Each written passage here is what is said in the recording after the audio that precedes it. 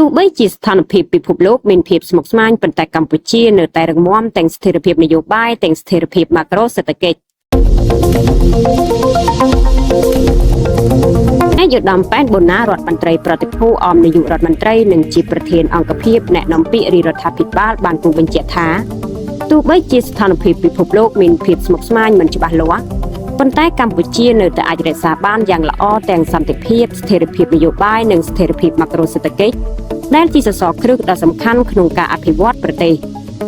ការគូបញ្ជាក់របស់ឯកឧត្តមបែបនេះបានធ្វើឡើងឱកាសអញ្ជើញចូលរួមជាវាគ្មិនរួមជាមួយឯកឧត្តមតាន់សង់ហ្វ្រង់សឺរដ្ឋមន្ត្រីប្រតិភូអមនាយករដ្ឋមន្ត្រីទទួលបន្ទុកកិច្ចការការបរទេសនិងកិច្ចសហប្រតិបត្តិការអន្តរជាតិ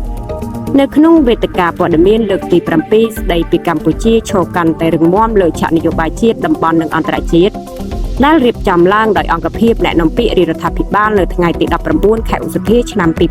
2025ជាមួយគ្នានេះឯកឧត្តមតាន់សង់ហ្វ្រង់សឺរដ្ឋមន្ត្រីប្រតិភូអមនាយករដ្ឋមន្ត្រីទទួលបន្ទុកកិច្ចការការបរទេសនិងកិច្ចសហប្រតិបត្តិការអន្តរជាតិក៏បានគូបញ្ជាក់ដែរថា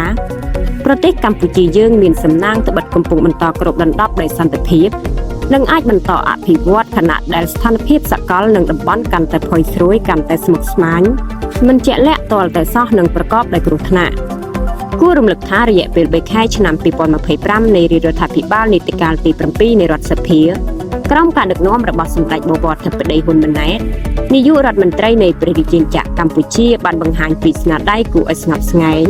និងសមិទ្ធផលផ្លែផ្កាជាច្រើនអនេកតាមរយៈកិច្ចខិតខំប្រឹងប្រែងនិងភាពវិវ័យរបស់ថ្នាក់ដឹកនាំភាពធន់និងកាន់តែរឹងមាំរបស់រាជរដ្ឋាភិបាលនិងតម្លៃកាន់តែលេចធ្លោរបស់កម្ពុជានៅលើឆាកនយោបាយជាតិតំបន់និងអន្តរជាតិ